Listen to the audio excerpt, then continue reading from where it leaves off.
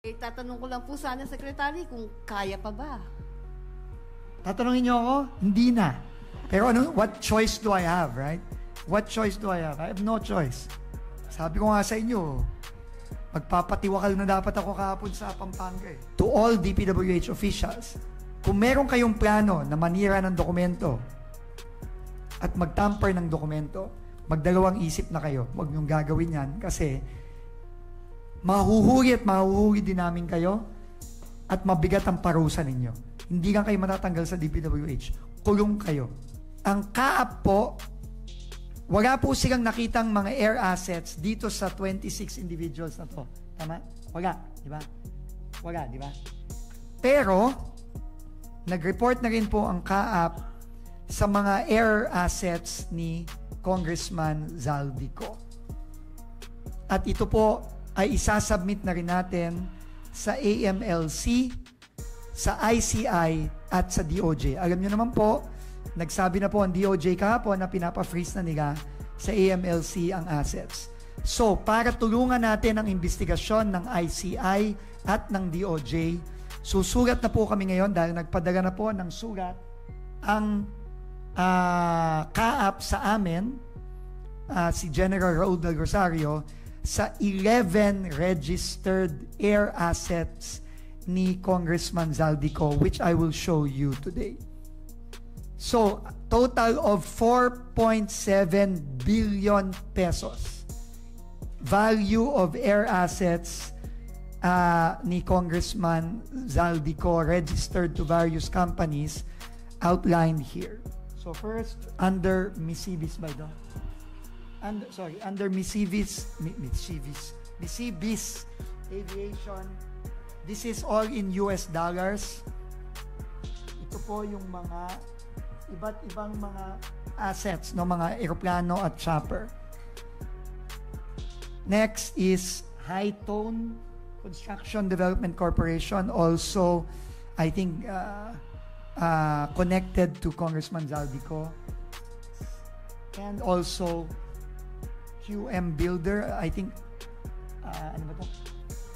Kapatid ba ito? I don't know, basta related to that. Ito po ang example ng mga helicopter at air assets na ang total po nito ay 4.7, total value is close to 5 billion pesos or 4.7 billion pesos. So we have also written the AMLC, the DOJ, and also the ICI, informing them about this, and we will leave it up to them to what to do with these assets. No? So ano po, no? So naglabas na po ng freeze order ang NBI according to nag-request na po ng freeze order ang NBI sa AMLC according to Secretary Boying Rimulya, and I have already informed Secretary Rimulya that these air assets have already been submitted to us by CAAP, and we are forwarding this to DOJ, ICI, and AMLC today. So, yun lang po. Again, uulitin ko, sabi po ng Pangulo, bawiin lahat ng pera ng ating mga kababayan. At kasama na po ito doon.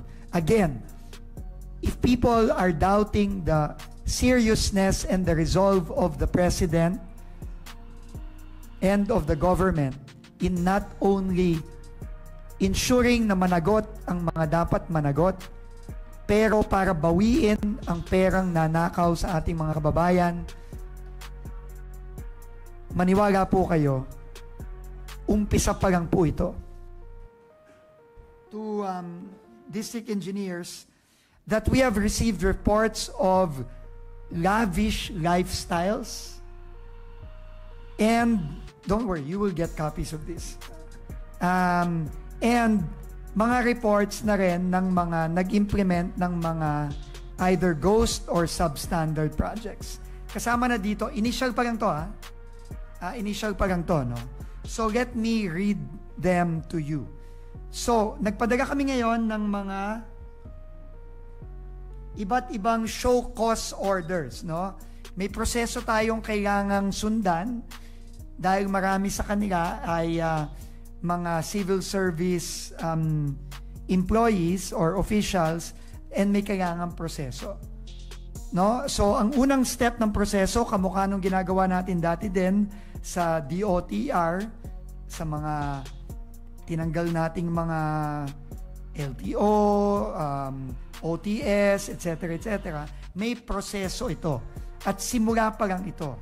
So, makikita nyo dyan, yung mga show cause orders, na bibigay ko sa inyo yung mga show cause orders na pinadala natin sa mga opisyales na ito. Unang-una, Regional Director Gerard Opulencia ng NCR, reports of lavish lifestyle above their means. Kasama na to dun sa order ng ating Pangulo ng lifestyle checks. No? RD Danilo Villa ng Region 7. Again, lavish lifestyles ito. No? Lavish lifestyle ito. Former RD Gerald Pacanan ng 4B. Ito yung regional director na nag-implement nung in-inspect nating mga proyekto sa Oriental Mindoro. Nakita na naman natin na very substandard. So yan, pinadagan din natin siya ng show cause order. Si RD Kadafi Tanggol ng CAR. No?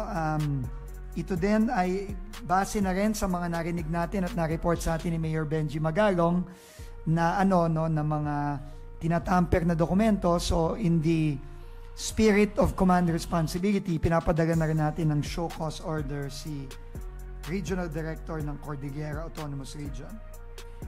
Si Attorney Brandon Raya. Ito, lavish lifestyle. Konektado to dun kay RD Danilo Villa ng Region 7. No, may mga report kami dito at later on maglalabas kami ng mga Facebook posts nitong dalawang taong to, si RD Villa at si Attorney Raya, na maluluhong mga pamumuhay. No, meron pa kami nakita dito na gumagamit pa ng mga chartered airplane, no, para bumiyahe. No? So, kasama yan, no? Si District Engineer Isabelo Baleros. Ito ay former DE, former to, no, na natanggal na pala ito nung hindi lang na-implement nung time ni Secretary Bonoan, no? Reports of substandard projects, no? And we have also received some reports dun sa Las Piñas, Muntinlupa ng pagtatamper ng mga dokumento. So, nagpadala din tayo ng show cause order dito. Si DE Almer Miranda ng Pampanga, yung pinuntahan namin ni Mayor Benji kahapon, no, for substandard projects. At yung DE ng La Union, no, dun sa Bawang, na rin-inspect namin ni Mayor Benji Magalong last week.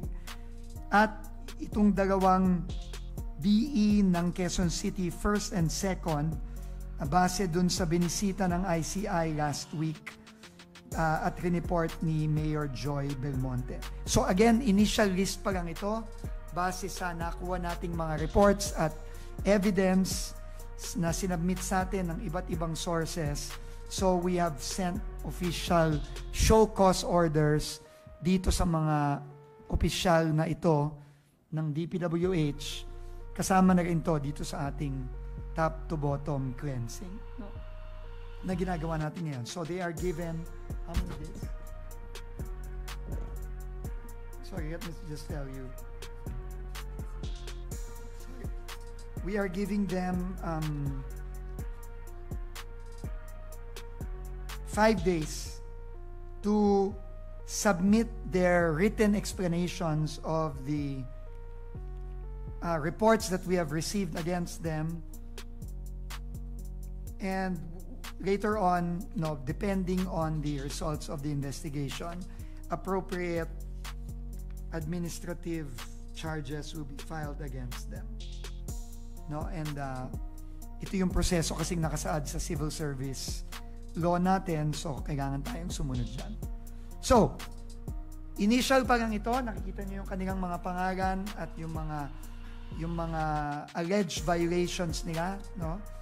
Iba mararangyang pamumuhay, above their means. Yung iba naman ay dahil sa substandard projects na nakita na natin at ng ICI, at yung iba din ay possible alleged tampering of documents sa kanilang mga areas. So, tuloy-tuloy ito. Sabi ko nga, pasensyahan tayo dito, no? Kung akala nila ng mga opisyales na hindi ko siseryosohin yung sinasabi ko from the very beginning, I hope this is proof that we are serious, that the President is serious about this. Okay? And we will spare nobody. Top to bottom.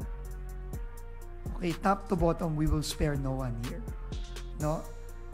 Kay Yusek pa yan, kay former secretary, Yusek, ASEC, Direktor, RD, DE. Kailangan umayos na tong institusyon na to. And it starts with accountability. Kailangan managot. At hindi lang titigil sa administrative charges ito. Uulitin ko, hindi lang titigil sa administrative charges ito. Kung may ebidensya na kasabwat sila sa mga maanumalyang proyekto, lahat yan mananagot at isasubmit natin lahat ito sa ICI. Okay? So, simula pa lang ito at hindi ako magtataka kung linggo-linggo mayroong bagong ganitong listahan.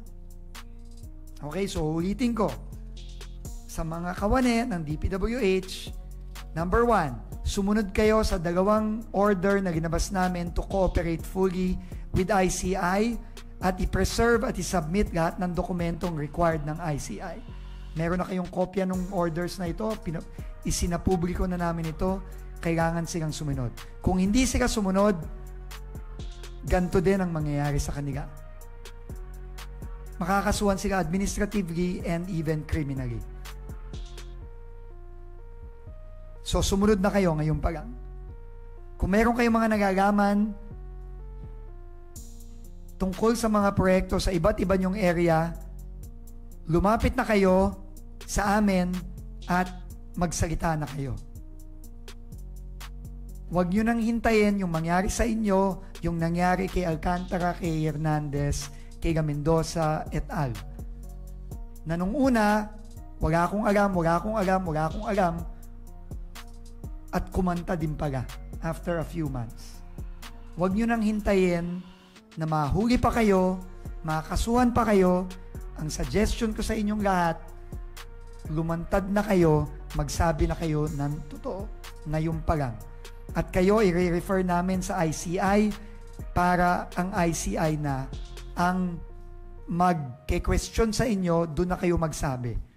Pero wag na kayong maghintay pa na umabot pa kayo dito. Masama pa kayo sa mga ganito. Kasi lahat ng mga to, i-refer na namin sa ICI. Aparte dun sa administrative charges na eventually mafa-file against them.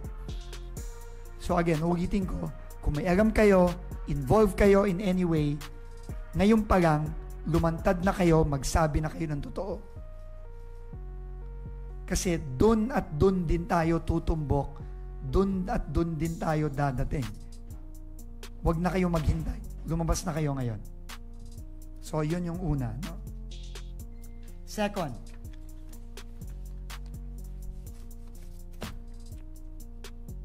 nung nakarang linggo, ako po ay sumulat sa, at alam nyo na to, in-announce ko po to nung nandun ako sa Blue Ribbon last Thursday, in-announce ko na sumulat po ako sa LTO, LRA, CAAP at Marina para sa mga iba't ibang potential assets ng mga kinakasuhan natin.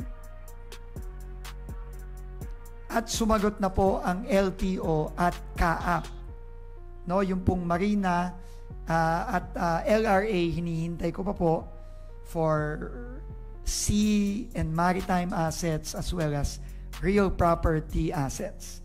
Pero sumagot na po ang LTO at ang CAAP. So, uunahin ko ang LTO. Base dun sa 26 individuals na finailan natin ang kaso sa ombudsman, meron na pong sagot ang LTO at hindi ko na po ilalagay yung mga detalye ng mga sasakyan. Ito total ko na lang. But out of the 26 individuals, and these are the individuals here with their registered, no? At least yung nakapangalan sa kanila sa LTO. Pero hindi pa natin alam. Baka naman meron dito, meron silang mga kaibigan o kapamilya. Pinapahanap na rin po natin. So this is just an initial list from the LTO.